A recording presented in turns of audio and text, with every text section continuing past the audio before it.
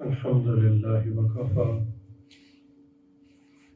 والسلام على عباده الذين اصطفى أما بعد أعوذ بالله من الشيطان الرجيم بسم الله الرحمن الرحيم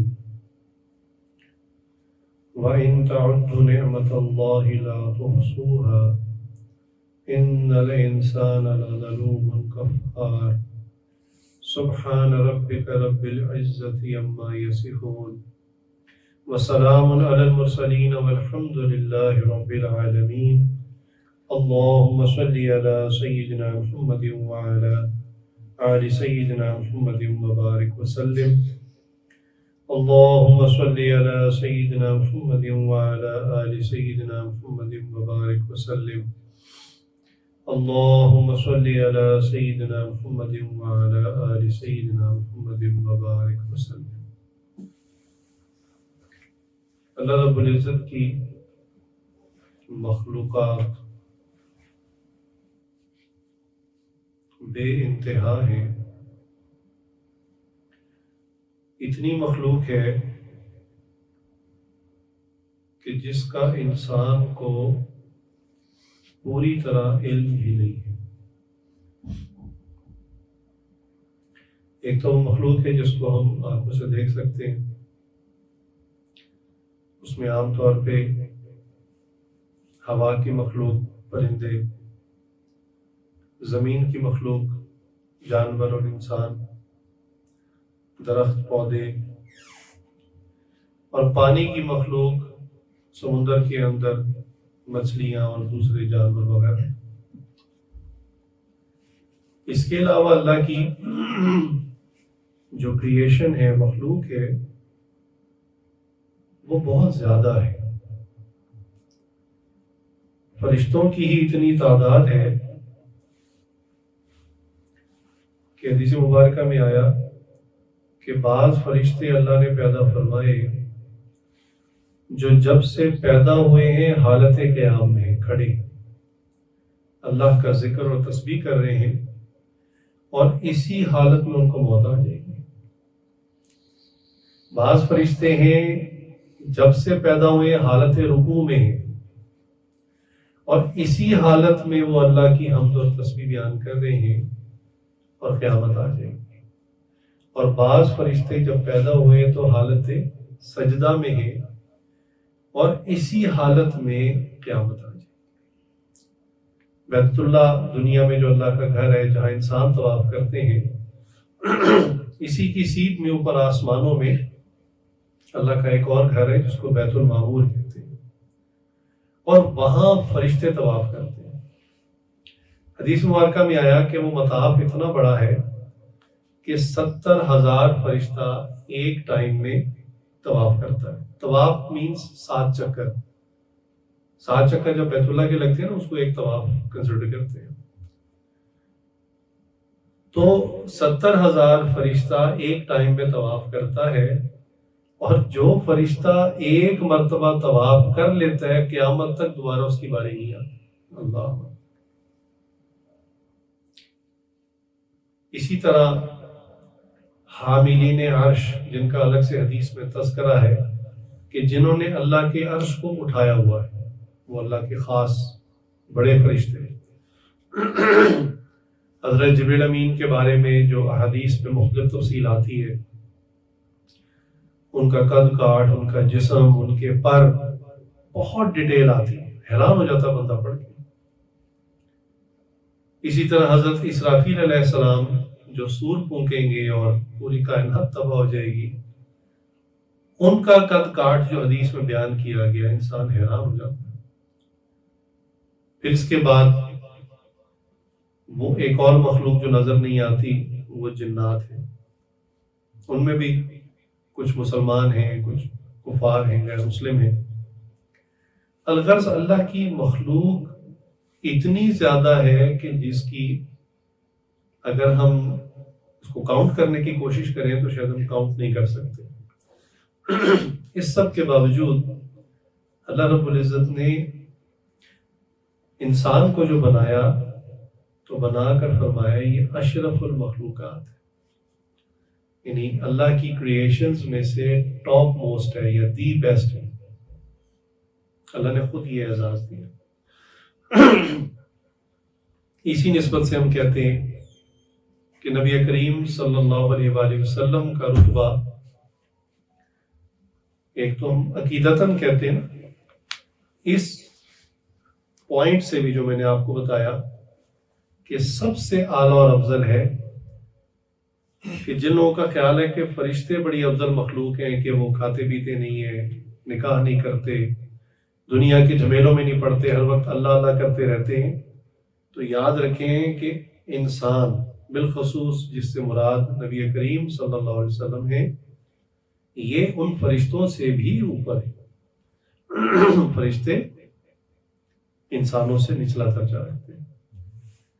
اب اگر انسان کے اندر ہم غور کریں کہ اللہ رب العزت نے جو انسان کو بنایا اور اشرف المخلوقات کہا، تو اللہ تعالیٰ نے ظاہر میں بھی اس کو بہت نعمتیں عطا فرمائی اور باطنی صفات میں بھی بہت ساری نعمتیں عطا فرمائی. میں آپ کو ظاہری نعمتوں کی تو چند باتیں بتا دیتا ہوں. انسان کا جسم دیکھنے میں بڑا کمزور سا لگتا ہے، بڑا نازک سا لگتا ہے، مگر حقیقت یہ ہے کہ اس جسم کے اندر ایک پوری کائنات آباد ہے. جب سے انسان نے اپنے اندر غور کرنا شروع کیا، قرآن کریم نے بھی اس کی دعوت دی ہے کہ تم اللہ تعالیٰ کو اگر پہچاننا چاہتے ہو تو افلاک میں غور کرو، یعنی آؤٹر سپیس میں غور کرو. اللہ تعالیٰ کی مخلوق کتنی زیادہ ہے، سیارے ستارے، اسپیس کی جو ورسٹیلیٹی ہے، انفینٹی اس کی کہہ لیں جو ہے، اس میں غور کرو. یا کہا فی انفس، اپنی ذات کے اندر غور کرو. اس کو سائنس والوں نے نام بھی دیا آؤٹر سپیس اور انر سپیس. وہ کہتے ہیں ہمارے اندر بھی ایک سپیس ہے، یعنی آنکھ کے اندر جب مائکروسکوپ سے دیکھتے ہیں تو وہ حیران رہ جاتے ہیں کہ یہ کون سی دنیا ہے. یعنی اتنی چھوٹی سی آنکھ، لیکن اس کے اندر جو ڈیٹیل ہے، جو ڈیپتھ ہے، اللہ اکبر کریم. ہمارے حضرت صاحب ایک مرتبہ امریکہ گئے تو وہاں ایک ساتھی تھے، حضرت سے تعلق تھا. انہوں نے کہا حضرت یہاں ایک آئی اسپیشلسٹ ہیں اور وہ آنکھ کی ریسرچ انسٹیٹیوٹ بھی ہے، تو آپ چونکہ آئے ہوئے ہیں، آپ گلاسز بھی یوز کرتے ہیں، تو چلیں آپ کی آئی سائٹ بھی چیک اپ ہو جائے گی، میں آپ کو وہ انسٹیٹیوٹ بھی دکھاتا ہوں. تو کہنے لگے مجھے وہاں لے گئے، تو وہاں بہت بڑا ادارہ تھا. یعنی جس جگہ مجھے لے گئے آئی ٹیسٹنگ کے لیے، تو بہت سارے اکوپمنٹ پڑے تھے، بہت ساری مشینری تھی. تو کہنے لگے وہ ڈاکٹر نے میری آنکھ والا چیک کر لی. میں نے ان سے پوچھا کہ آپ یہاں یعنی اور بھی جسم کے اعضاء پہ ریسرچ کرتے ہیں؟ انہوں نے کہا نہیں جی، یہ صرف eye testing and eye research institute ہے. تو حضرت نے کہا یہ اتنی چھوٹی سی آنکھ کے لیے اتنی ساری مشینیں آپ نے رکھی ہوئی.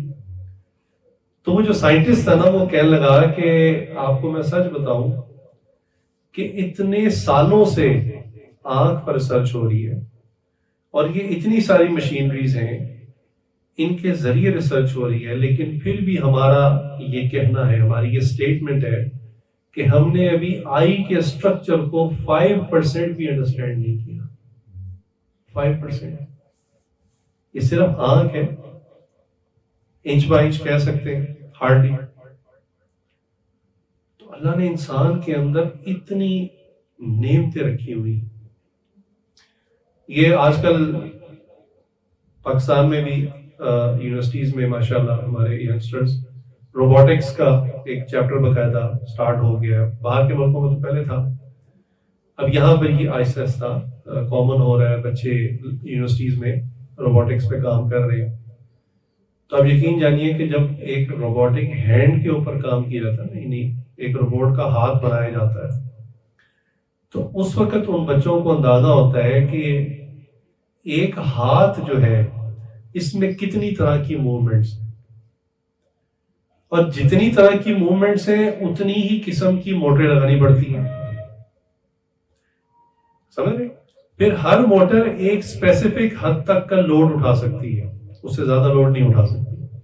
مثلا ایک ہمارے ہاتھ کی موومنٹ اس طرح ہے، پھر ایک اس طرح ہے، پھر انگلیاں ہیں وہ الگ کھلتی بند ہوتی ہے، پھر گرپ کرنے کے بعد آپ کی مٹھی الگ موو کرتی ہے. تو جب اس کو انسان انڈرسٹینڈ کرنے کی کوشش کرتا ہے یا اس کو روبوٹ میں کریٹ کرنے کی کوشش کرتا ہے تو کتنی قسم کی موٹریں لگانی پڑتی ہیں, پھر اس کی کتنی پروگرامنگ کرنی پڑتی ہے. تو وہ سر پکڑ کے بیٹھ جاتے ہیں کہ صرف یہ ایک ہاتھ ہے ابھی, اور یہ ایگزیکٹلی ریپلیکا بھی نہیں ہے انسانی ہاتھ کا. انسانی ہاتھ جو کام کر سکتا ہے یہ اس کا ریپلیکا بھی نہیں ہے. پھر فنگرز کے اوپر سینسر لگے ہوئے ہیں, آپ اسی ہاتھ سے انڈا اٹھا لیتے ہیں اور اسی ہاتھ سے آپ وہ لوہے کا جو ہوتا ہے ڈمبل وہ بھی اٹھا لیتے ہیں, ایک ہی ہاتھ ہے. روبوٹ کے ساتھ مسئلہ یہ ہے کہ جب اس کو کوئی ہیوی چیز اٹھوائے تو اٹھا لیتا ہے, جب کوئی فریجائل نازک چیز اٹھائے نا تو اس کو توڑ دیتا ہے. اس کو یہ اندازہ نہیں ہوتا کہ اس کو کتنا پریشر دینا ہے. اب وہ پریشر سینسرز کے اوپر کام کر رہے ہیں, کسی درجے میں ہو بھی گیا ہے. تو دیکھیے صرف یہ ایک ہاتھ ہے. اگر انسان کے سر کو, اس کی گردن کی موومنٹس کو دیکھیں, بازوؤں کی موومنٹس کو دیکھیں, ٹانگوں کی موومنٹس, فلیکسیبلٹی دیکھیں, تو باقی انسان اللہ تعالیٰ کی یعنی نعمتوں کا, اللہ تعالیٰ کی جسے واقعی کہتے ہیں نا بیسٹ کریشن, اور یہ عجیب اللہ کی بنائی مخلوق ہے.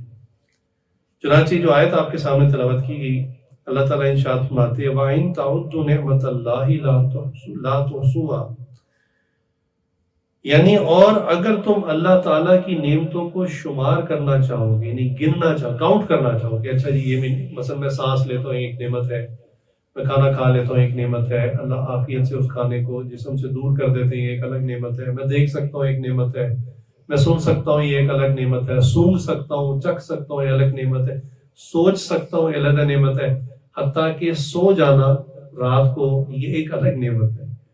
ایک بیماری ہے جس میں لوگوں کو نیند نہیں آتی اور وہ سونا چاہتے ہیں, ایسا نہیں ہے کہ وہ فریش ہوتے ہیں, وہ سونا چاہتے, تھکاوٹ ہو جاتی ہے اور بستر پہ لیٹ جاتے, نیند نہیں آتی, پر وہ کروٹیں لیتے رہتے ہیں, پھر وہ اٹھ جاتے ہیں.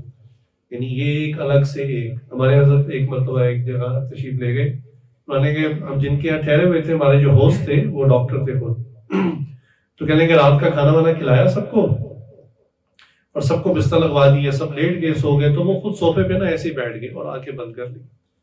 تو کہنے ہم نے کہا ڈاکٹر صاحب سب سو گئے, آپ بھی اب سو جائیں. تو انہوں نے کہا جی میں سونے لگا ہوں. تو کہا کہ ایسے بیٹھ کے کون سوتا ہے؟ انہوں نے کہا جی میں تو پچھلے کئی سال سے ایسے ہی سوتا ہوں. انہوں نے کہا کیوں؟ کہنے کہ اس وقت انہوں نے بتایا کہ جی ہر انسان کے معدے کے منہ پر ایک ویلو ہوتا ہے جس کو ہم سادہ لفظوں میں نو ریٹرن وال کہتے ہیں. خوراک اور پانی اندر تو جا سکتا ہے لیکن جب بندہ لیٹتا ہے نا تو وہ واپس نہیں آنے دیتا. کہنے کہ میرا وہ ویلو خراب ہو گیا ہے, تو اگر میں کھانا یہ کھایا اور پانی وانی پیا ہے, اب میں لیٹ جاؤں گا نا تو لیٹتے ہی میرے منہ کے ذریعے سارا کھانا اور پانی واپس باہر آ جائے. اللہ, یہ جسٹ ایک چیز نے فنکشن اپنا چھوڑ دیا.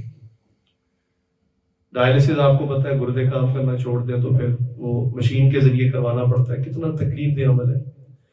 تو یعنی اللہ خود قرآن میں فرما رہے ہیں کہ وَإِن تَعُدُّوا نِعْمَتَ اللَّهِ لَا تُحْصُوهَا, کہ تم اگر گننا چاہو گے, اگر بیٹھ جاؤ کسی دن کاپی پینسل پکڑ کے کہ میں چلو آج اللہ تعالیٰ کی نعمتوں کو گننا شروع کرتا ہوں, کتنی کو نعمتیں دی اللہ نے, تو اللہ نے فرمایا آپ گن نہیں سکتے کتنی نعمتیں.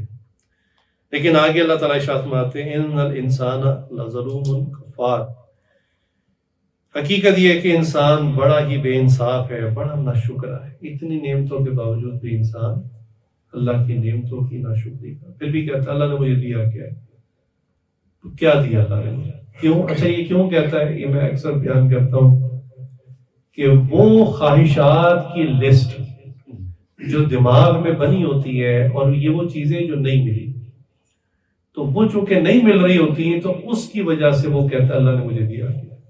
یعنی جو دے دیا ہے اس کی فہرست نہ بناتا ہے, نہ اس کو کبھی دیکھنے کی کوشش کرتا ہے, نہ اس کو کبھی کاؤنٹ کرنے کی کوشش کرتا ہے کہ کتنی نعمتیں آلریڈی میں اویل کر رہا ہوں. لیکن جو نعمتیں نہیں ہیں اور جو خواہشات میں جو وش لسٹ ہے ہماری, اس کے اندر دیکھتا رہتا ہے کہ اللہ نے یہ بھی خواہش میری پوری نہیں کی, مجھے فلاں گاڑی نہیں دی, مجھے فلاں سائز کا گھر نہیں دیا, اور مجھے فلاں خاتون سے معاملہ تھا نکاح نہیں ہو سکا, اور میرے جناب یہ کام نہیں ہوا, وہ کام نہیں ہوا, وہ لسٹیں گنتا رہتا بیٹھا. اس کی وجہ سے وہ ناشکری کے گناہ میں مبتلا ہو جاتا ہے. ناشکری بہت بڑا گناہ ہے. کتنا بڑا گناہ ہے؟ اللہ فرماتے ہیں لَئِن شَكَرْتُمْ لَأَزِيدَنَّكُمْ، کہ اگر تم میری نعمتوں کا شکر ادا کرو گے، یہاں لام تاکید ہے، تو میں ضرور بے ضرور تمہاری نعمتوں میں اضافہ کروں گا. وَلَئِن كَفَرْتُمْ، اور اگر تم میری نعمتوں کا یعنی انکار کرو گے، کفران نعمت کرو گے، ان عذابی لشدید، بس میرا جو عذاب ہے اور سزا ہے وہ بڑی سخت ہے. اللہ اکبر کبیر. تو اللہ تعالیٰ نے انسان کو بے انتہا بلکہ ان گنت نعمتیں عطا فرمائی ہیں. انسان اللہ تعالیٰ کی دی ہوئی انکاؤنٹیبل صفات کا مرکب ہے. تاہم یہ صرف جسم کی بات نہیں، باطنی صفات بھی اسی طرح ہے.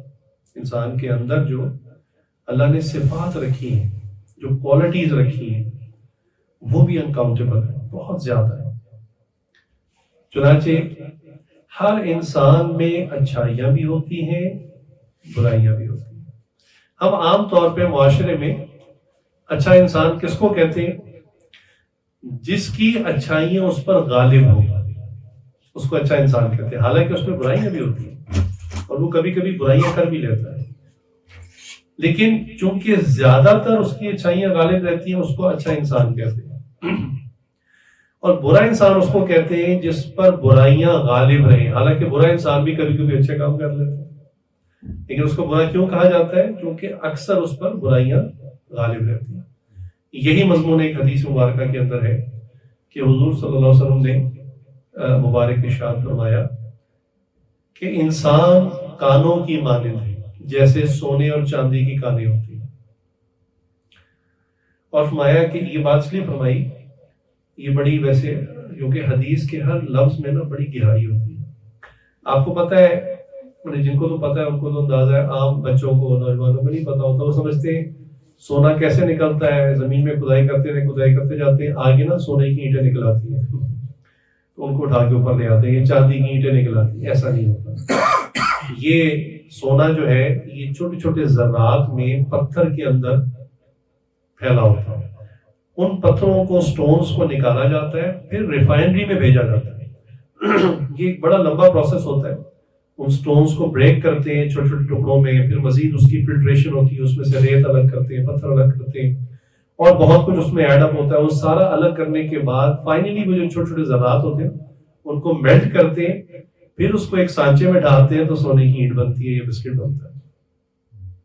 تو حضور صلی اللہ علیہ وسلم نے اتنی گہری بات فرمائی کیا کہ انسانوں کے اندر بھی انسان کانوں کی مانند ہے، صفات اندر بکھری ہوئی ہیں، ان کو پروسیس کر کے، پروسیس کا تشریح یہاں پہ یہ ہے تزکیہ نفس کر کے، ان کی کوئی اصلاح کرنے والا ہو، ان کی اصلاح کر کے ان کے ان بکھرے ہوئے ذرات کو اکٹھا کرے، تو یہ سونے کا بسکٹ بن سکتا ہے، سونے کی اینٹ بن سکتی ہے. اتنی گہری بات آپ صلی اللہ علیہ وسلم نے ارشاد فرمائی.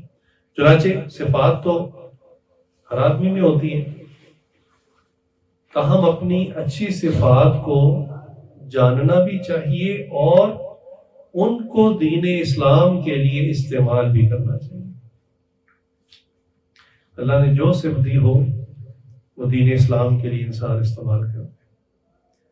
تاریخ میں کیسے ایسے لوگ گزرے ہیں کہ اللہ نے ان کو اسلام سے پہلے ہی زمانہ جاہلیت میں ان کے اندر بڑی صفات تھی، اور پہلے وہ صفات اسلام کے خلاف استعمال ہوتی تھی، اور جب وہ کلمہ پڑھ کے توبہ کر چکے، مسلمان ہو چکے، تو ان کی وہی صفات جو پہلے سے اندر موجود تھی وہ اسلام کے حق میں استعمال ہونا شروع، بلکہ وہ بظاہر دین اسلام کے لیے بڑے ہی بینیفیشل ثابت ہوئے.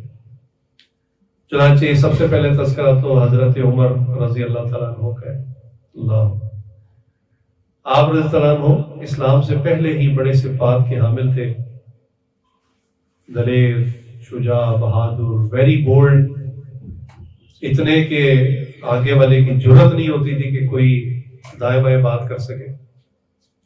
ہوتے نا بعض لوگ کہتے ہیں یار چھوڑو معاملہ رفع دفع کرو، کہتے ہیں نہیں یہ بعض نے غلط کی ہے تو کی کیوں ہے، وہ اسٹینڈ لیتے تھے وہیں پہ. تو ان کو جب یہ خبریں زیادہ پہنچنے لگی کہ نبی کریم صلی اللہ علیہ وسلم نے ایک نئے دین کا اعلان کیا ہے اور ہمارے جو عرب کے باقی ساتھی ہیں وہ آہستہ آہستہ کر کے اس دین میں داخل ہو رہے ہیں اور ہمارا جو قدیم مذہب ہے بت پرستی اس کو لوگ چھوڑ رہے ہیں، تو ان کے ذہن میں بات آئی کہ یہ تو درست نہیں لگتا، یہ نئے دین کی بات کیسے ہوگی. تو انہوں نے ارادہ وہی جو صرف پہلے سے تھی کہ میں جا کے حضور سے ملاقات کرتا ہوں اور آنکھوں میں آنکھیں ڈال کر سیدھی سیدھی بات کروں گا اور تلوار لے کر گئے کہ اگر نیگوسیشن نہ ہوئی تو پھر میں اگلا بھی سٹیپ لے لوں گا. اس نیت سے جا رہے تھے. تو راستے میں کسی نے پوچھا، اندازہ ہو جاتا نا باڈی لینگویج سے کہ بندہ کس ٹون میں اور کس انداز سے جا رہا ہے. مشہور بھی تھے، غصہ ان میں تھا لیکن غصہ ایسا نہیں تھا. ایک ہوتا ہے بندہ جو بے عقل ہو، ہر بات پہ غصہ کرتا ہے، ہر بات پہ بس گھوم جاتا ہے، ایسا نہیں تھا، ایسا قطع نہیں تھا. یہ بے عقلی ہے. غصے کی وجوہات ہوتی تھی اور وہ پھر اسلام لانے کے بعد ظاہر بھی ہوئی. چنانچہ جا رہے تھے تو کسی نے پوچھا کہاں جا رہے ہیں، انہوں نے اپنے ارادے کا اظہار کر دیا، میں تو حضور سے ملنے جا رہا ہوں اور آج فیصلہ ہو کر رہے گا. اب وہ صحابی مسلمان تھے، کلمہ پڑھ چکے تھے، لیکن چونکہ مکی زندگی میں ابتداء حکم یہی تھا کہ اپنے اسلام کو چھپائیں، تو انہوں نے کہا آپ ادھر بعد میں جائیں، پہلے گھر کی خبر لیں. انہوں نے کہا کیا مطلب؟ انہوں نے کہا آپ کی ہمشیرہ بھی مسلمان ہو چکی ہے. اب ان کو جب یہ نیوز آئی تو انہوں نے کہا یہ کیا بات کی ہے، واقعی میں پہلے اپنے گھر کی خبر لیتا ہوں. سیدھا ہمشیرہ کے گھر پہنچے تو وہاں انہی بہنوئی اور بہن دونوں قرآن سیکھ رہے تھے. ایک صحابی ان کو گھر قرآن پڑھانے کے لیے آئے ہوئے تھے. تو قرآن پڑھانا، سیکھنا، سکھانا، اس کے لیے اگر کسی کے گھر بھی جانا پڑے تو انسان جا سکتا ہے. بہرحال جب انہوں نے دروازہ بجایا زور سے اور اچھا باہر پہلے کھڑے ہو کے قرآن سنتے رہے، ایک تو کنفرمیشن ہو گئی نیوز کی کہ واقعی قرآن کی آواز آ رہی ہے، اور قرآن کی کچھ آیات سنی تو وہ آیات دل میں اترنا شروع ہو گئی. لیکن بہرحال جس کام کے لیے آئے تھے انہوں نے دروازہ بجایا زور سے اور کہا کھولو. پوچھا کون؟ انہوں نے کہا عمر. اب وہ جو صحابی پڑھانے آئے تھے وہ تو سمجھ گئے، انہوں نے کہا میرا کام تو ہو گیا، اب مجھے تو کہیں چھپا دو. انہوں نے خیر ان کو گھر میں کسی جگہ کہ چلو ہمارا فیملی کا معاملہ ہم دیکھ لیتے آپ، ان کو ایک طرف چھپا دیا. دروازہ کھولا تو اندر آتے ہی انہوں نے بہنوئی کو پکڑ لیا اور کہا کہ تم لوگ کیا پڑھ رہے تھے، اور بہنوئی کو مارنا شروع کر دیا. بہن چھڑانے کے لیے آئی تو ان کو بھی دھکا دیا. خیر وہ زمین پر گری، ان کے بھی سر پر چوٹ لگی، خون نکل آیا. اب جب ان کو کہا کیا کر رہے تھے، کیا پڑھ رہے تھے، انہوں نے کہا ہم تو کلمہ پڑھ چکے ہیں، مسلمان ہو چکے ہیں، قرآن پڑھ رہے تھے. اور اب جب دیکھا بہنوئی کی بھی حالت بھی نہیں، جب ان کو اتنی مار پیٹ کی ہو چکی ایسی، اور بہن کا بھی دیکھا خون نکل رہا ہے، اور قرآن بھی چونکہ سن چکے تھے، کچھ دل میں نرمی بھی آئی، تو کہنے لگے اچھا مجھے بھی دکھاؤ کیا پڑھ رہے تھے. یاد رکھیے عمر رضی اللہ تعالیٰ ان صحابہ میں سے تھے جو پہلے سے لٹریٹ تھے، یعنی ٹیکسٹ پڑھ سکتے تھے. عربوں کے اندر مشہور ہے کہ وہ تحریر نہیں پڑھتے تھے، زبانی کلامی، پوری کتابیں حساب کتاب یاد ہوتے تھے، پورے شجرے یاد ہوتے تھے. تو ان کو لکھنے کی بیسیکلی ضرورت نہیں تھی. آج بھی اگر کسی آدمی کا حافظہ اچھا ہو تو آپ اس کو فون نمبر یا کوئی چیز بتانا چاہیں گے، آپ کہتے ہیں لکھ لیں، کہتے ہیں زبانی بتا دیں، اس کو ضرورت ہی نہیں لکھنے کی، اس کا حافظہ اتنا اچھا ہے. تو عربوں کو ضرورت نہیں ہوتی تھی، حافظہ میموری اتنی اسٹرانگ تھی. لیکن عمر رضی اللہ عنہ اسلام سے پہلے توریت کا مطالعہ کیا کرتے تھے، پڑھا کرتے تھے یہودیوں کی کتاب. تو کہا اچھا دکھائیں وہ کیا آپ لوگ پڑھ رہے تھے. تو بہن نے فوراً کہا کہ نہیں آپ پہلے غسل کیجیے. تو وہ پاکیزہ کلام ہے. اب یہ ایک اور معاملہ ایسا ہوا کہ غسل بھی کیا، اس سے بھی کچھ معاملہ بھی ٹھنڈا ہوا. اور یہاں علماء نے نقطہ لکھا ہے کہ پاکیزگی کے بعد ہی کلام دل پہ اثر کرتا ہے. یہ ہمارے حضرت نے بڑا عجیب نقطہ نکالا کہ اللہ تعالیٰ نے قرآن میں ہی ارشاد فرمایا ہے کہ لا یمسہ الا المطہرون، کہ قرآن کے نسخے کو وہ بندہ نہ ہاتھ لگائے جو پاک نہ ہو. ان ناپاکی کی حالت میں اس کو ہاتھ نہ. یہ عام ترجمہ ہے، یہ نارمل سا ترجمہ ہے جو ہر بندہ سمجھتا بھی ہے. ہمارے شیخ نے اس کا ترجمہ کیا کیا؟ انہوں نے فرمایا کہ جس بندے کی ظاہری پاکی نہ ہو وہ قرآن کے ظاہری نسخے کو ہاتھ نہیں لگا سکتا، اور جس کا قلب پاک نہ ہو وہ قرآن کے باطنی معانی تک رسائی حاصل نہیں کر سکتا۔ وہ الفاظ تو پڑھتا رہے گا قرآن کے، لیکن جو اندر اس کے ایکچوئل میسج ہے نا، اس کے دل کی نجاست کی وجہ سے وہ اصل میسج تک نہیں پہنچ سکے۔ اس کے لیے دل کا پاک کرنا ضروری ہے۔ تو خیر وہ ظاہری غسل بھی کر لیا، جب سب چیزیں پوری ہو گئیں ان کے سامنے قرآن رکھا گیا، وہ صحابی بھی باہر آ گئے۔ اب جب قرآن سنا تو دنیا دل کی بالکل پلٹ گئی، خاموشی سے اٹھے اور سیدھا حضور صلی اللہ علیہ وسلم کی خدمت میں پہنچے۔ دار ارقم ایک گھر تھا جہاں آپ اکثر تشریف رکھا کرتے تھے، میٹنگز ہوا کرتی تھی، اکثر کوئی بندہ کلمہ پڑھتا تو یہیں پر آ کر پڑھتا، تو آپ وہاں موجود تھے۔ دروازہ کھٹکھٹایا تو جیسے دروازے کے اندر سے جھانکا جاتا ہے کہ کون ہے، تو جو صحابی نے دیکھا انہوں نے کہا یا رسول اللہ عمر آئے ہیں اور تلوار بھی ہے پاس۔ حضرت حمزہ رضی اللہ عنہ بیٹھے ہوئے تھے، دلیر آدمی کی طرح سے باہر اڑا کر کوئی مسئلہ، دروازہ کھولے، خیر سے آیا تو ٹھیک ہے ورنہ اسی کی تلوار ہوگی اور اسی کی گردن کاٹوں گا، آنے دو اندر۔ تو دروازہ کھولا گیا، عمر رضی اللہ اندر آئے اور اندر آتے آپ ان کی خدمت میں حاضر ہوئے اور کلمہ پڑھ لیا۔ صحابہ نے نعرہ لگایا خوشی سے، تکبیر، اللہ اکبر۔ عمر رضی اللہ کے اندر یہ جو صفات تھیں اسلام سے پہلے، یہ صفات اسلام لانے کے بعد اسلام کے حق میں استعمال ہوئی۔ یعنی پہلے بظاہر رکاوٹ بھی یہی بنے ہوئے تھے، یعنی چند بڑے لوگ جو سردار بھی تھے، اپنی قوم کے بھی بڑے تھے، ابو جہل، ابو لہب اور اس قسم کے لوگ، عمر رضی اللہ بھی تھے۔ تو حضور صلی اللہ علیہ وسلم نے دعا فرمائی تھی ان کے حق میں کہ اللہ ان کو ہدایت عطا، آپ کی دعا قبول ہوئی، عمر رضی اللہ اسلام لے آئے۔ اور پھر وہ اسلام لانا جو تھا، یہاں ایک نقطہ سمجھنے کا ہے، صحابہ جو کلمہ پڑھتے تھے پھر یہ نہیں تھا کہ پازیٹیو نیگیٹو اور ایک درمیان کا ایک کوئی چیز، ایسا نہیں تھا، بالکل واضح ہم پازیٹیو ہیں تو پازیٹیو ہیں، اب نیگیٹو کی کوئی بات نہیں ہے۔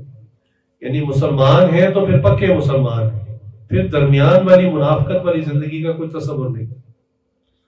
کلمہ پڑھ لیا، مسلمان ہو گئے، تو کہا کہ یا رسول اللہ چلیں، اب ہم بیت اللہ میں چلتے ہیں، حرم، اب کھلے عام عبادت کریں گے۔ اچھا، عمر رضی اللہ کے اسلام لانے سے جسٹ بیفور مسلمان چھپ چھپ کر دار ارقم میں ملتے ہیں، عبادت بھی کرتے ہیں تو ذرا چھپ کر کرتے ہیں، کھلے عام نہیں، چونکہ تعداد بھی تھوڑی ہے، جہاد کا حکم آیا نہیں تھا ابھی۔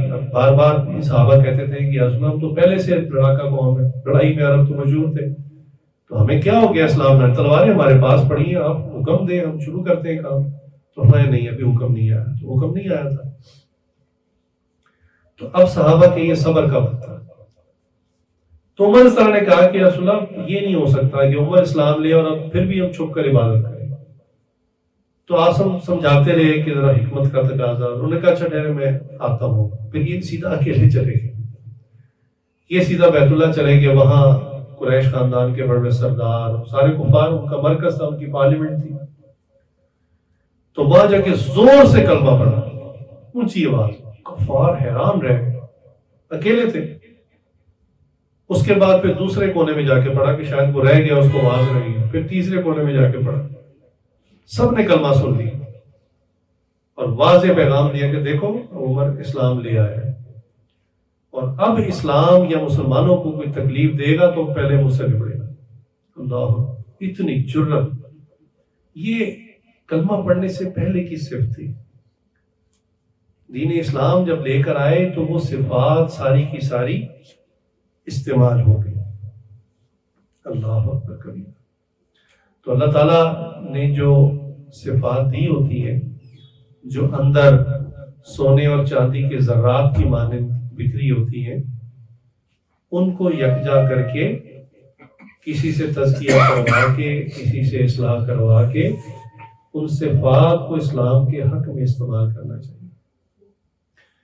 ایک صحابی ہیں حسان بن ثابت رضی اللہ تعالیٰ، بوڑھے صحابی ہیں، اور ان اسلام جب لے کر آئے تو بڑھاپے کی تقریباً عمر تھی، ہجرت فرمائی تو 60 سال کی عمر تھی، اور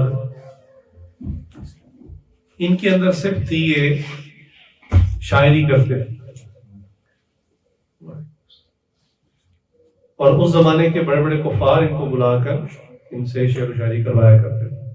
اچھا، شاعری کے متعلق، عربوں کی شاعری کے متعلق تھوڑی سی بات عرض کر دوں کہ یہ جسٹ ایسا، ہمارے یہاں تو شاعری ایک اضافی اور فالتو چیز سمجھی جاتی ہے، عربوں کے ایسا نہیں تھا۔ عربوں کے یہاں شاعری جو تھی ایک طرح کی شاہی لینگویج تھی، ایک پلس یہ اس زمانے کا سوشل میڈیا تھا۔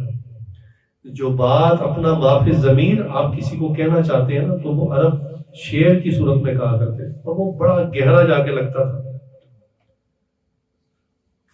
اس کو کہتے ہیں نا دریا کو کوزے میں بند کر دینا، کہ بہت ساری سٹوری سنانے کے بجائے 2 جملوں کی ایسی بات کر دینا کہ اگلے کے پیروں سے زمین نکل جائے۔ اللہ اکبر کریں۔ تو شاعری اس زمانے میں ایک مین ٹول ہوا کرتی تھی ایز اے میڈیا، اور بادشاہ بھی ایک دوسرے کو جب ان کی آپس میں کوئی معاملات خراب ہوتے تو شعروں کے اندر، شاعروں کے ذریعے اپنے پیغامات بڑے تیز الفاظ کے ساتھ پہنچاتے تھے۔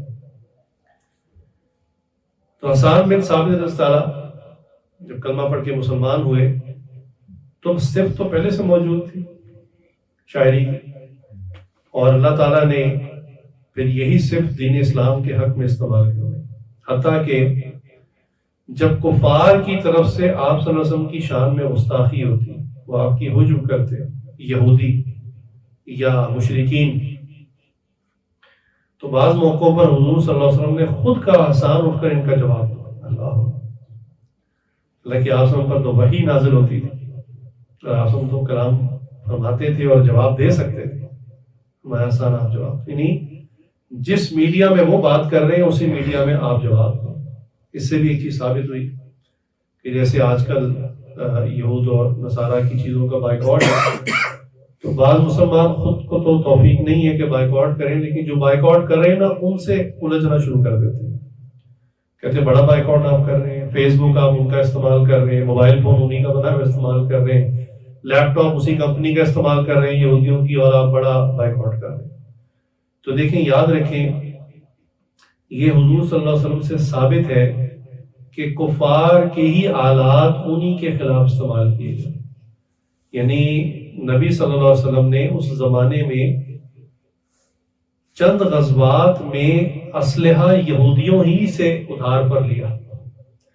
یہودی اس زمانے میں اسلحہ ڈیلر تھے، یعنی یہ اتنی ان کی ہسٹری پرانی ہے یہودیوں کی اسلحہ بنانے اور بیچنے کی۔ آج بھی اسرائیل کا جو سب سے بڑا فنڈ ہے وہ ویپنز کے اوپر، اس پر پوری ایک تفصیلی انشاءاللہ سیشن بھی ہوگا کہ ان کا جو یہ جو چھوٹی چھوٹی کمپنی ہے نا، یہ جو نیسلے ہے اور ادھر ادھر، یہ تو ایسے پیٹی ان کے چھوٹے چھوٹے خرچے نکلتے ہیں، اس سے ان کا ملک نہیں چلتا۔ جو ملک چلتا ہے وہ اسلحہ بیچ کے چلتا ہے، اور اسلحہ بھی وہ جس کو وہ وار ٹیسٹڈ کرتے ہیں۔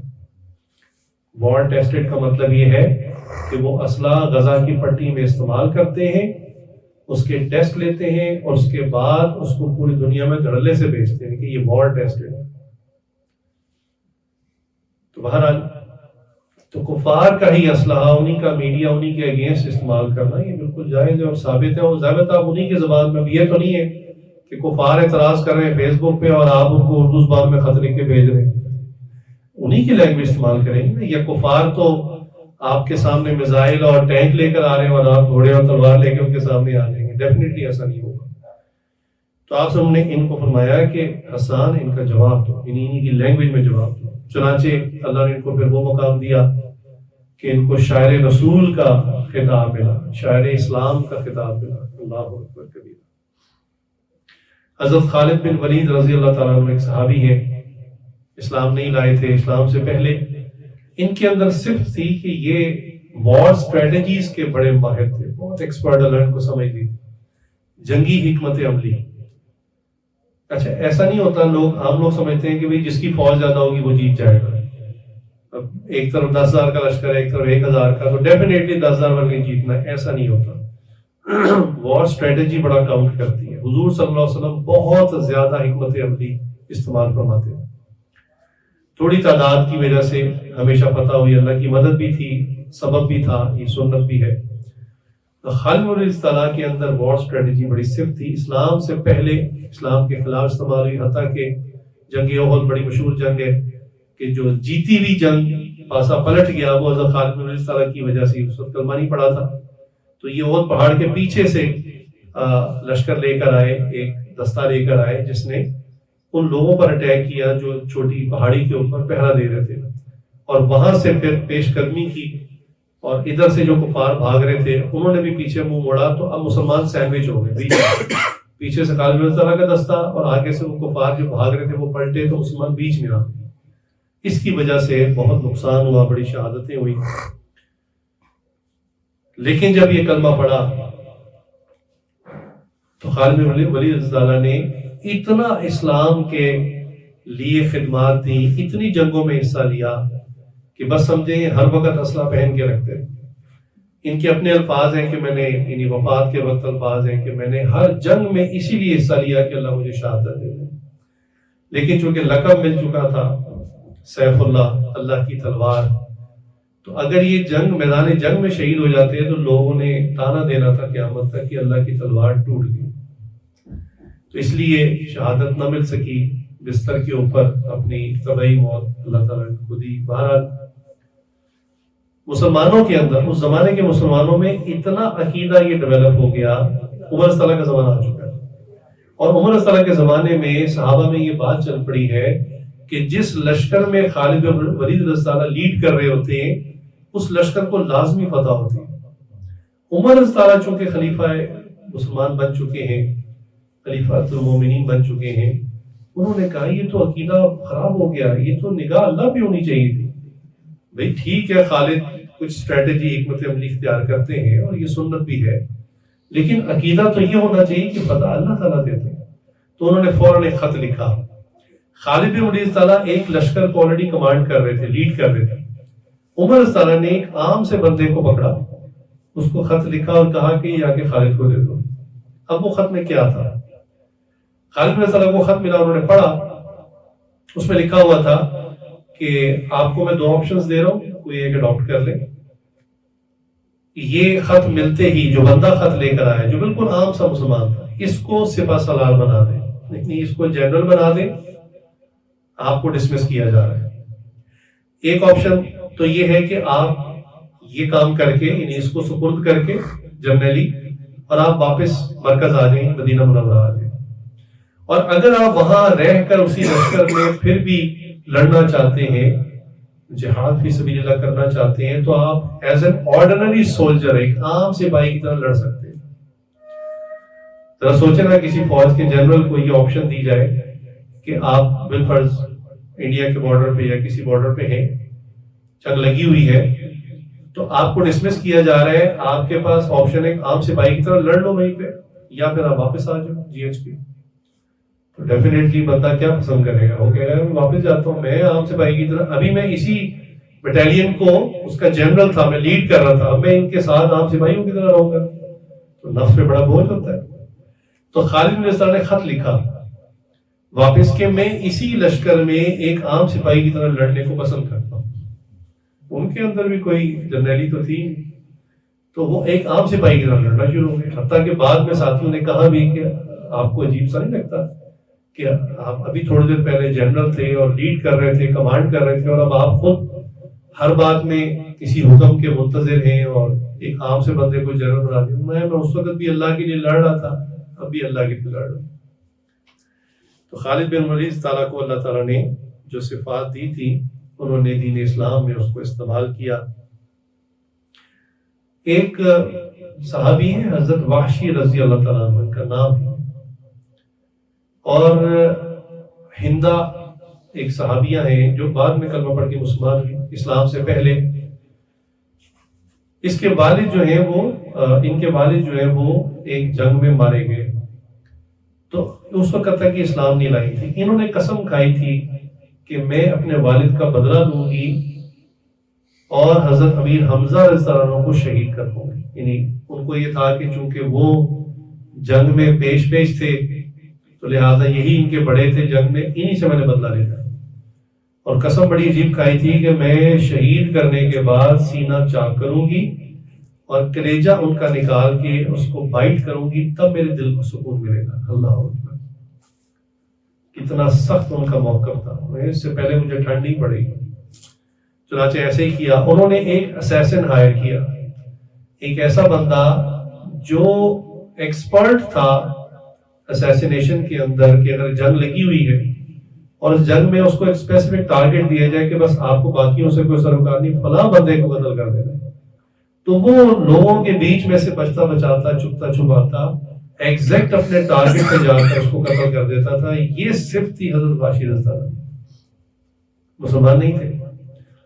ان کو پے کیا، ہائر کیا اور کہا کہ اب جب جنگ لگے گی تو آپ کا ٹارگٹ ایک ہی، حضرت حمزہ رضی اللہ عنہ. چنانچہ ایسا ہی ہوا کہ جنگ لگی، سب لوگ آپس میں لڑ رہے تھے، حضرت حمزہ رضی اللہ عنہ بھی لڑ رہے تھے. تو یہ واشی جو ہے ان کا نشانہ بہت اچھا تھا، ایک بڑے ڈسٹنس سے یہ نیزہ مار لیتے تھے، تیر مار لیتے تھے. تو یہ لوگوں سے بچتے بچاتے سیدھے اپنے ٹارگٹ تک پہنچے اور حضرت حمزہ رضی اللہ عنہ کو انہوں نے شہید کر دیا. جب جنگ ختم ہوئی، لاشیں پڑی ہوئی تھیں، تو ہندا آئیں اور واقعتاً انہوں نے حضرت امیر حمزہ رضی اللہ عنہ کی جو میت تھی لاش، اس کا مسئلہ کیا. مسئلہ کہتے ہیں اس کو ڈسٹارٹ کر دینا، اس کو ابیوز کرنا، یعنی ناک کان والا کاٹ دینا. یعنی ایک بندہ تو فوت ہو چکا ہے، اب اس پہ غصہ نکالنا. تو یہ بھی کیا اور سینہ بھی چاک کیا اور کلیجہ نکال کے چبایا بھی. اللہ اکبر. لیکن حضور صلی اللہ علیہ وسلم کا کلیجہ دیکھیں کہ جن ہستی سے ان کو اتنی محبت تھی، دوست بھی تھے، ساتھی بھی تھے اور بڑے بھی تھے. جب بھی کفار کی طرف سے کوئی بات آتی ہے، حضرت امیر حمزہ رضی اللہ عنہ کھڑے ہو جاتے ہیں آسم کے دفاع میں. اس وقت جب کلمہ بھی نہیں پڑا تھا، حضرت امیر حمزہ رضی اللہ عنہ بھی کلمہ نہیں پڑا تھا، اس وقت سے آسم کا دفاع فرما رہے تھے. تو آسم کو بڑا ایک ظاہری طور پہ اسباب میں حوصلہ ہوتا تھا کہ یار میری کوئی سائڈ لینے والا ہے، میرے لیے کوئی سٹینڈ لینے والا ہے. جب ان کو شہید کیا اور پھر جب میت دیکھی اور حالت دیکھی کہ کیا حال کی ہے، اللہ اکبر، تو بہت زیادہ آپ سب روئے، بہت روئے، بہت دل غمگین تھا. لیکن آپ سب کا کلیجہ دیکھیں کہ حضرت ہندا رضی اللہ تعالیٰ نے جب کلمہ پڑھنا چاہا، ان کو دعوت دی کہ آپ کلمہ پڑھ لیں، اسلام لیں. جب وہ مان گئی تو آپ سب نے ان کو بیعت بھی کیا، کلمہ بھی پڑھا دیا. حتیٰ کہ حضرت واشی رضی اللہ عنہ کو پیغام بھیجا. یہ جب مکہ فتح ہوا نا، یہ بھاگ گئے تھے. انہوں نے کہا کہ میرا تو آج کچھ نہیں بچنا، یعنی میں ان لوگوں میں سے ہوں جو نظم کے ٹارگٹ لسٹ کے اوپر ہے، یہ مجھے نہیں چھوڑیں گے. تو میں نے حضرت امیر حمزہ رضی اللہ عنہ کو شہید کیا، چھوٹا موٹا کام تو نہیں کیا. تو آپ سب نے ان کے پیچھے پیغام بھیجا کہ آ جاؤ، توبہ کر لو اور کلمہ پڑھ لو، اللہ تعالیٰ سارے گناہوں کو معاف کر دیں گے. حتیٰ کہ حضرت واشی رضی اللہ عنہ آ گئے، کلمہ پڑھ لیا، مسلمان ہو گئے. اس کے باوجود حضور صلی اللہ علیہ وسلم نے فرمایا کہ واشی، آپ کو آپ کے اسلام کی وجہ سے، توبہ کی وجہ سے اللہ نے معاف کر دیا اور میں نے بھی معاف کر دیا. لیکن بس آپ میرے نا سامنے نہ بیٹھا کریں، آپ کو دیکھ کر نا مجھے حضرت حمزہ رضی اللہ عنہ یاد آ جاتی ہے، آپ پیچھے بیٹھ جائیں. اللہ، آپ ان کا حوصلہ دیکھیں. اللہ اکبر کبیر. حضرت واشی رضی اللہ عنہ نے پھر اس پر ارادہ کیا اور انہوں نے کہا کہ میرے اندر جو صفت ہے اب میں اسلام کے حق میں استعمال کروں گا. لہٰذا انہوں نے پھر ابو جہل کو قتل کیا اور پھر یہ سٹیٹمنٹ دی کہ میں نے اسلام لانے سے پہلے سب سے عظیم ترین انسان کو قتل کیا، حضرت حمزہ رضی اللہ عنہ، اور اسلام لانے کے بعد میں نے سب سے بڑے کافر ابو جہل کو قتل کیا. یہ اللہ تعالیٰ نے یہ جو صفت ان کو دی تھی، انہوں نے دین اسلام میں استعمال کی. اللہ اکبر کبیرہ. چنانچہ اللہ تعالیٰ نے بندوں کے اندر مختلف صفات رکھی ہیں، ان صفات کو دین اسلام کے حق میں استعمال کرنا چاہیے. خاص طور سے جب بندہ توبہ کر لے اور توبہ کرنے کے بعد پھر کوئی گنجائش نہیں ہے کہ آدھا ادھر آدھا ادھر، آدھا تیتر آدھا بٹے، اس کی گنجائش نہیں. معذرت کے ساتھ آج کل کے مسلمانوں کا کیا حال ہے. کعبے کا طواف بھی کیا، گنگا کا اشنان بھی. کعبے کا طواف مسلمان کرتے ہیں اور ہندو کیا کرتے ہیں کہ وہ ایک گنگا ان کی نہر ہے، ان کا یہ عقیدہ کانسیپٹ ہے کہ جو اس میں غسل کر لیتا ہے اس کی گناہ معاف ہو جاتے ہیں، ان کا خیال ہے. کعبے کا طواف بھی کیا، گنگا کا اشنان بھی، راضی رہے رب بھی خوش رہے شیطان بھی. آج کے مسلمانوں کا یہ حال ہے کہ کلمہ بھی پڑھتے ہیں، نماز بھی پڑھتے ہیں اور اپنے نفسانی خواہشات پر عمل بھی کرتے ہیں. اللہ اکبر کبیر. یہ جو بڑے بڑے عظیم لوگ جن کا میں نے بتایا، انہوں نے جب پلٹا کھایا، اسلام پر آئے، تو پھر یہ اندر سے مسلمان ہو گئے. پھر انہوں نے اپنی ہر صفت کو، ہر آخری چیز کو اسلام پر صرف کر دیا. اللہ اکبر کبیرہ. ہمارے اپنے پاکستان کے بڑی مشہور شخصیت شاعر گزرے ہیں، حضرت علامہ اقبال، اللہ تعالیٰ ان کو رحمت فرمائے. سنا ہے ان کی ابتدائی زندگی کچھ غفلت کی تھی. شاعروں کے اندر جو بات مشہور ہے سننے میں جو آئی ہے، اس کا ہرگز مطلب نہیں میری سٹیٹمنٹ کا کہ سارے ہی شاعر یہ کرتے ہوں گے، لیکن جو سننے میں مشہور بات ہے کہ شاعروں میں پینا پلانا بہت ہوتا ہے. ان کا یہ کہنا ہے کہ جب پیتے ہیں اور ایک خاص مینٹل سٹیٹ میں آتے ہیں تو پھر ہم وہ شاعری کے معاملات کر سکتے ہیں. واللہ اعلم، میرا اس بات سے کوئی تعلق نہیں، نہ میں اس کو جانتا ہوں، نہ میں یہ الزام لگا رہا ہوں کہ ہر شاعر ایسا کرتا ہے. بالکل نہیں ایسا کرتے ہوں گے. لیکن خیر، علامہ اقبال رحمۃ اللہ علیہ کی ابتدائی زندگی کے بارے میں کچھ ایسی بات ہم نے اپنے بڑوں سے سنی کہ کچھ غفلت کی تھی، لیکن بعد میں پھر یہ کچھ اللہ والے بزرگ تھے، ان کی خدمت میں جانا شروع ہوا. اللہ نے دل کی دنیا پلٹ دی، اور ایسی پلٹی کہ وہی جو شاعری کی صرف پہلے موجود تھی، پھر وہ ایسی استعمال ہونا شروع ہو گئی، ایسی استعمال ہونا شروع ہو گئی کہ یقین جانیے ان کے بعض اشعار تو ایسے ہیں کہ مکمل آپ سمجھیں کہ قرآن کی آیت کی جو تفسیر ہے نا، تفسیر ہوتی ہے بعض کا 2-3-4 صفحوں پہ، پھر جا کر بات سمجھ میں آتی ہے. وہ ان کے 2 جملے کا جو شعر ہے نا اس میں سمجھ میں آتی ہے. جو کہتے ہیں وہی میں نے بات کی نا، دریا کو کوزے میں بند کر دینا. ایک شعر تو کہتے ہیں اس کو، ایک بڑا مفہوم، اس کو آپ سکویز کر کے تھوڑے سے الفاظ میں بیان کر دیں. اللہ نے ان کی شاعری میں ایسا عجیب رنگ پیدا کر دیا. ان کے جو خادم تھے ان کی بھی سٹیٹمنٹ تھی کہ پھر ان کا عجیب حال تھا، تہجد میں اٹھ جاتے تھے، اور تخت لکڑی کا، یہ ہمارے گھر میں بھی تھا، ہماری دادی جان کا بنانا، اکثر بوڑھے اسی پہ نماز پڑھتے تھے. تو کہنے وہ تخت جس پر یہ نماز پڑھتے تھے تو وہ لرزتا تھا، یہ کانپ رہے ہوتے تھے نماز کے وقت. ان کی حالت عجیب ہوتی تھی اور آنسو جاری ہوتے تھے، اور قرآن جب پڑھتے تھے تو نسخہ گیلا ہو جاتا تھا ان کی آنسوؤں سے. یہ ان کی حالت تھی. چنانچہ ان کے اشعار میں بڑا عجیب رنگ اور اثر ہے. آپ بھی ان کے اکثر اشعار پڑھتے سنتے رہتے ہیں. تاہم جو ان کا زیادہ مشہور اشعار کا سلسلہ تھا وہ یہ تھا کہ انہوں نے ایک مرتبہ ایک دیوان لکھا جس کا نام تھا شکوہ، جو بہت مشہور ہوا. شکوہ کیا ہے؟ انہوں نے یہ اپنی شاعری میں یہ بیان کیا کہ آج کے مسلمان دل سے اللہ سے ناراض ہیں، اور زبان سے تو سب کہتے ہیں استغفر اللہ توبہ توبہ، ہم اللہ سے کیسے شکوہ کرتے ہیں، زبان سے ہی کہتے ہیں، لیکن ان کی دل کی کیفیت یہی ہوتی ہے کہ دل ہی دل میں اللہ تعالیٰ سے وہ ناراض ہوتے ہیں، شکوہ ہوتا ہے. آج کل بھی ایک جیسے مجھ سے کسی نے سوال پوچھا کہ فلسطین میں جو کچھ ہو رہا ہے اللہ اس کو کیوں نہیں روک دیتے، تو میں نے کہا یہ میرا اور آپ کا امتحان ہے، ہماری آزمائش ہے، فلسطینیوں کی نہیں ہے، یہ ہماری آزمائش ہے. اللہ ہمارا رول اس وقت دیکھ رہے ہیں کہ ہم کیا کر رہے ہیں. تو بہت ساری چیزیں بڑی حکمتوں کی وجہ سے ہوتی ہیں. چنانچہ ان کا جو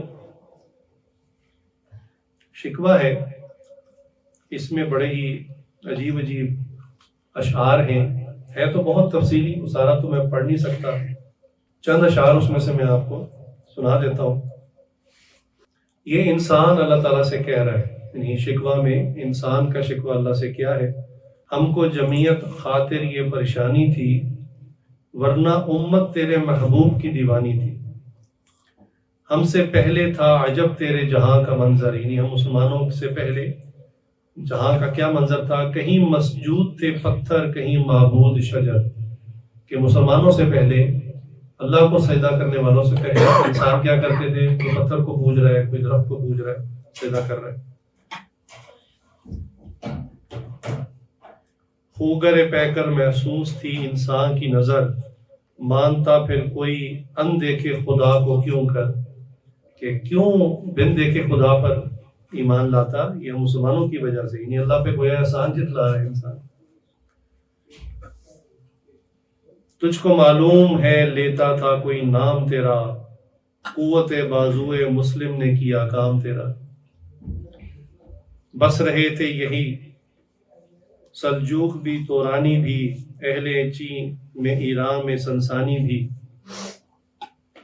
اسی دنیا میں یہودی بھی تھے نصرانی بھی، پر تیرے نام پہ تلوار اٹھائی کس نے، بات جو بگڑی ہوئی تھی وہ بنائی کس نے، تھے ہم ہی ایک تیرے مار کا آراؤں میں، خشکیوں میں کبھی لڑتے تھے کبھی دریاؤں میں، دی آذانیں کبھی یورپ کے کلیساؤں میں، کبھی افریقہ کے تپتے ہوئے صحراؤں میں۔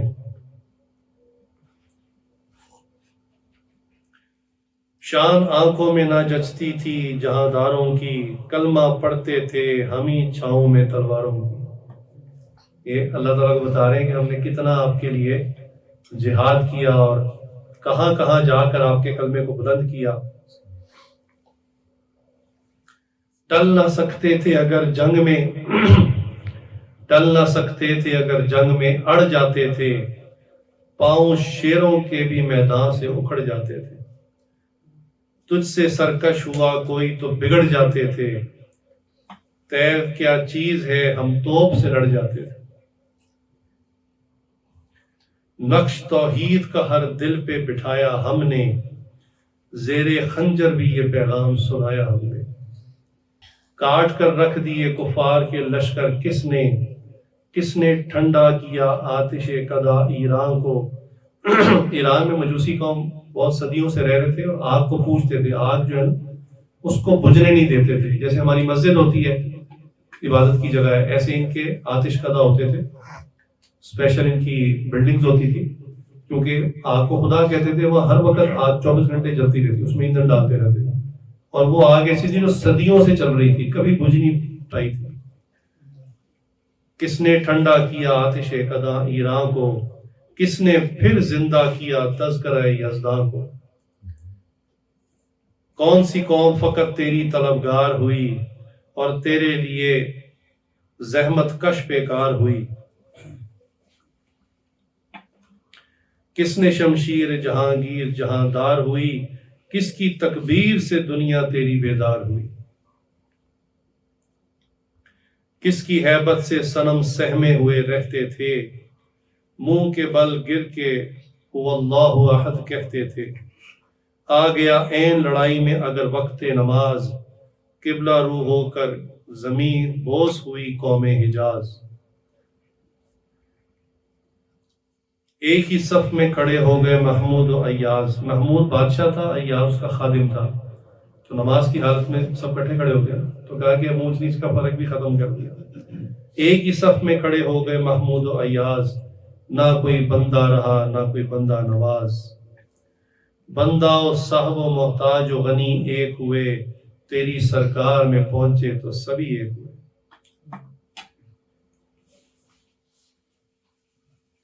دشت تو دشت ہیں دریا بھی نہ چھوڑے ہم نے، بحر ظلمات میں دوڑا دیے گھوڑے ہم نے۔ یہ صحابہ کا جو واقعہ ہے کہ صحابہ کا ایک لشکر گیا اور ایک جگہ جا کر آگے لینڈ ختم ہو گیا اور اس کے پار دشمن فوج تھی، وہاں تک پہنچنا تھا، تو کوئی ذریعہ کشتی والا کوئی چیز نہیں، تو صحابہ نے ایک رات وہاں قیام کیا، روزہ بھی رکھا، ایک رات قیام کیا، اللہ سے مانگا، دعائیں کی، اور سپہ سالار جو تھے ان کے دل میں اللہ نے ڈالا کہ اب آپ گھوڑے ڈائریکٹ دریا میں ڈال، یعنی کوئی بیچ میں کوئی چیز نہیں تھی، کوئی کشتی، کوئی لکڑی، کوئی کچھ.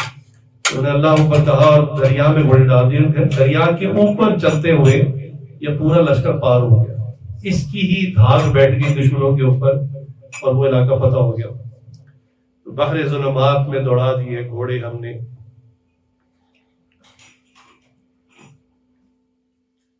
صفائے دہر سے باطل کو مٹایا ہم نے، نوع انسان کو غلامی سے چھڑایا ہم نے. تیرے کعبے کو جبینوں سے بسایا ہم نے، جبینے کہتے ہیں ماتھے، سجدوں سے. تیرے قرآن کو سینوں سے لگایا ہم نے. پھر بھی ہم سے یہ گلہ ہے کہ وفادار نہیں. اب ذرا سنیں نا، یہ انسان کہہ رہا ہے اللہ کو، پھر بھی ہم سے یہ گلہ ہے کہ وفادار نہیں. ہم وفادار نہیں تو بھی دلدار نہیں. اللہ اکبر.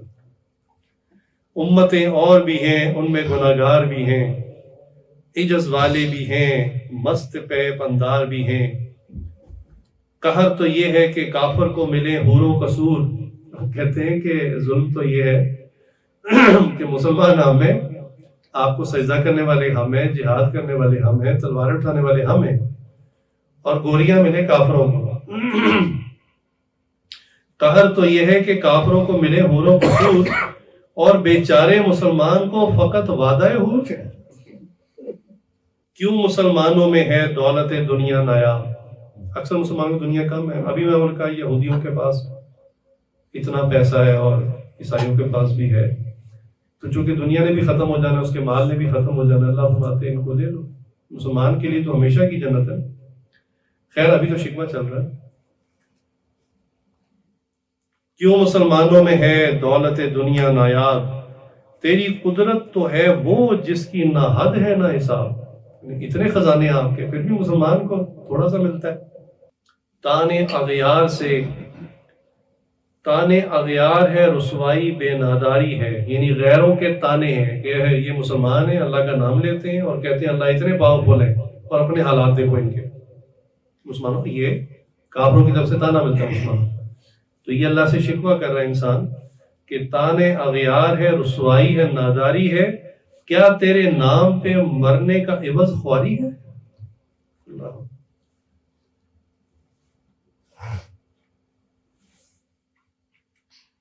بنی اغیار کی اب چاہنے والی دنیا، رہ گئی اپنے لیے ایک خیالی دنیا.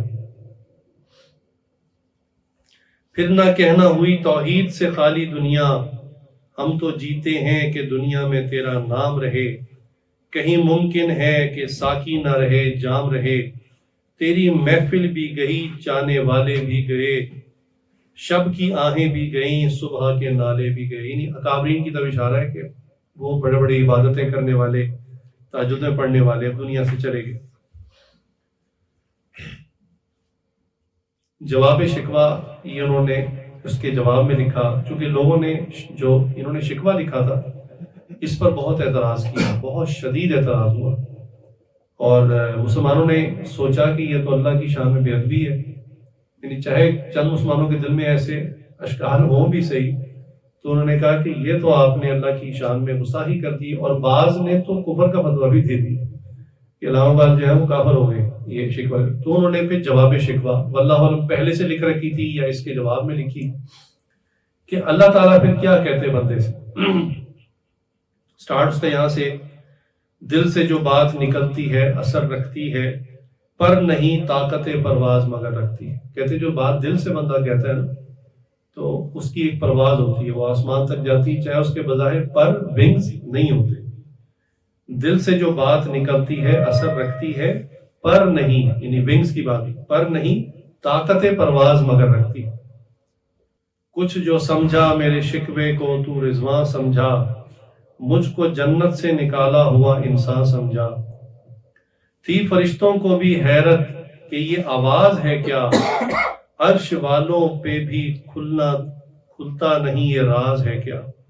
ایک آ گئی خاک کی چٹکی کو بھی پرواز ہے کیا. یعنی انسان مٹی کی چٹکی ہے. غافل آداب سے سکاں زمین کیسی ہیں، شوخ و گستاخ پہ پستی کے مکین کیسی ہیں. اس قدر شوخ کہ اللہ سے بھی برہم ہے، تھا جو مسجود ملائکہ یہ وہی آدم ہے، یعنی اللہ سے بھی شکوہ کر رہا ہے، حالانکہ یہ وہی آدم ہے جس کو میں نے اشرف المخلوقات کہا اور فرشتوں کو کہا اس کو سجدہ کرو۔ کس قدر شوخ زباں ہے دل دیوانہ تیرا، شکر شکوے کو کیا حسن ادا سے تو نے کیا۔ ہم تو مائل بکرم ہیں کوئی سائل ہی نہیں، راہ دکھلائیں کسے رہر و منزل ہی نہیں، یعنی اللہ تعالیٰ کا دربار تو ابھی بھی کھلا ہے، مسجدیں ابھی بھی کھلی ہیں، سجدہ کرنے کے لیے اللہ کی طرف سے تو ہمیشہ انسان کی ہڈیاں اور جوڑ اللہ نے دے رکھے ہیں کہ سجدہ کرنا چاہے کر سکیں، لیکن کس کو راہ دکھائیں؟ وہ راستے میں چلنے والا بھی تو ہونا۔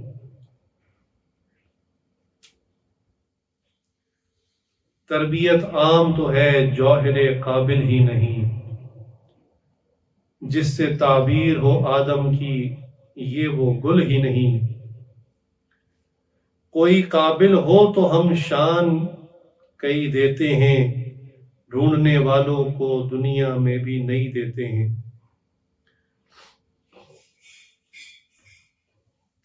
فجر میں آج مسلمانوں کو اٹھنا مشکل ہوتا ہے، اکثر نوجوان چونکہ بتاتے رہتے ہیں کہ باقی نمازیں ہو جاتی ہیں فجر مشکل ہے، تو میرے شیخ حضرت ڈاکٹر صاحب رحمۃ اللہ علیہ اکثر یہ شعر پڑھا کرتے ہیں، جب کوئی کہتا تھا نا کہ حضرت فجر میں نہیں اٹھا جاتا تو حضرت یہ شعر پڑھا کرتے تھے، کس قدر تم پہ گرا صبح کی بیداری، کس قدر تم پہ گرا صبح کی بیداری ہے، ہم سے کب ہے پیار ہاں نیند تمہیں پیاری ہے۔ یہ حضرت یہ شعر پڑھا کرتے ہیں کہ اللہ کہتے ہیں تم پہ صبح اٹھنا کتنا مشکل ہے، ہم سے کب ہے پیار ہاں نیند تمہیں پیاری، کیوں جی پیاری؟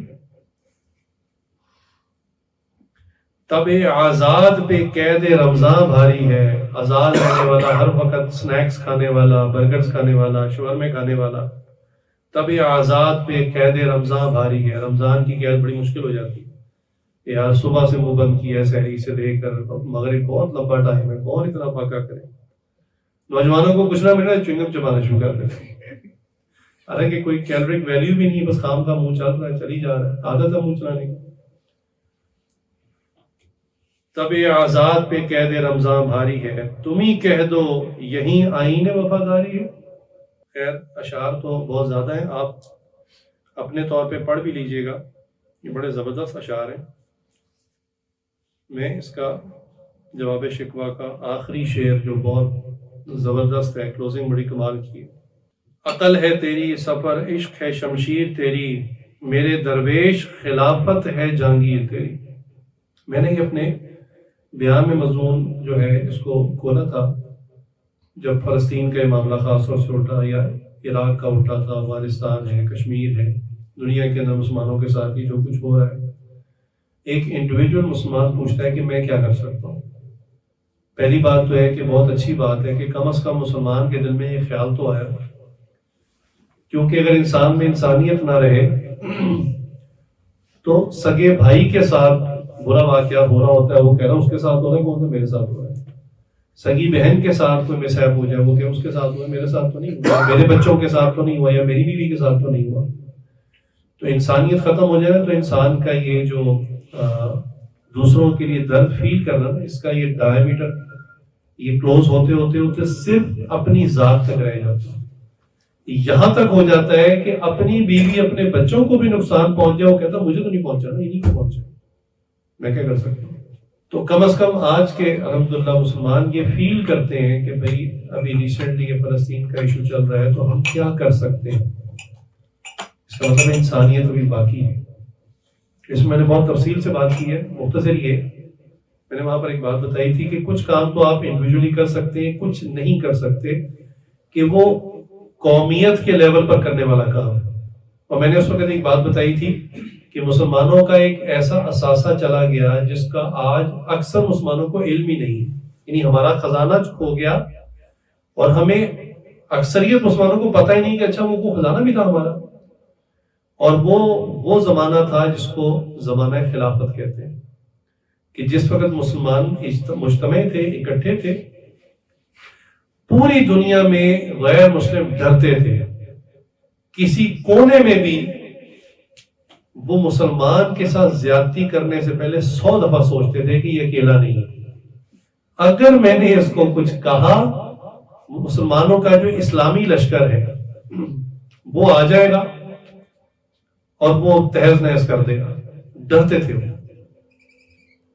میں نے اس پہ بھی بیان کیا کہ جیسے آپ نے بات بڑی کامنلی سنی ہوگی کہ کفار نے ہماری چیزیں لے لی ہیں، یہ آپ نے سنی ہوگی، یہ بالکل حقیقت ہے۔ یہ یو این او فورسز کیا ہے؟ یہ یونائٹڈ نیشن کی جو فورسز ہیں، کچھ فرانس کے فوجی، کچھ جرمنی کے، کچھ جاپان کے، کچھ آسٹریلیا، کچھ کینیڈا، کچھ امریکہ، یہ جو سارے کفار کے فوجی مل کر ایک فوج بنی ہے، اور بقول ان کے کہ دنیا میں کہیں بھی کوئی کام خراب ہو رہا ہو تو ہم فوراً مدد کے لیے بھیجتے ہیں۔ بیسیکلی ان کا اپنا ایجنڈا ہے، اپنے مقصد کے لیے ضرور بھیجتے ہیں۔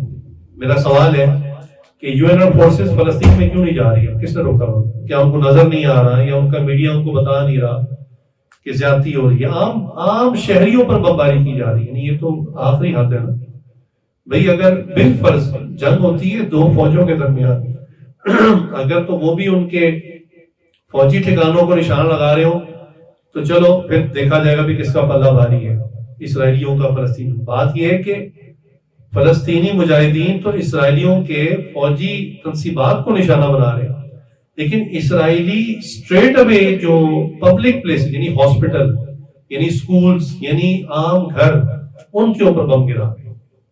اللہ اکبر۔ تو یہ اس کے لیے جو ایک زمانے میں ہمارے پاس ایک نعمت تھی، خزانہ تھا، وہ خلافت کا زمانہ تھا کہ پوری مسلمانوں کی جو اجتماعیت تھی وہ ایک خلیفہ کے انڈر تھی۔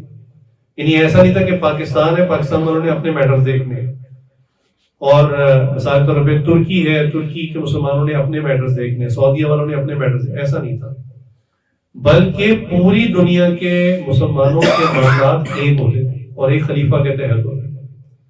بس خلیفہ کو خط پہنچ گیا کہ مسلمان فلاں جگہ تنگ ہے، اسلامی لشکر پہنچ جاتا تھا۔ تو اسی کو کہہ رہے میرے درویش خلافت ہے جہانگیر تیری، کہ اصل تیرا جو خزانہ تھا وہ خلافت تھا۔ بہرحال ماں سوا اللہ کے لیے آگ ہے تکبیر تیری، تو مسلمان ہو تو تقدیر ہے تدبیر تیری، یعنی تو جو پلان کرے گا وہی تقدیر ہو جائے گی۔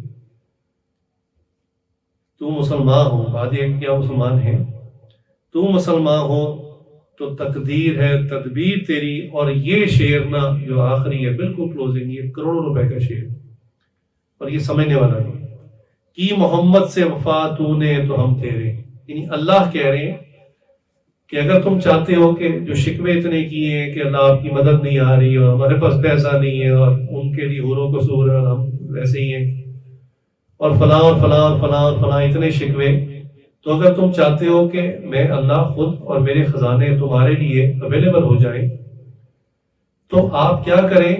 محمد صلی اللہ علیہ وسلم سے وفا کریں۔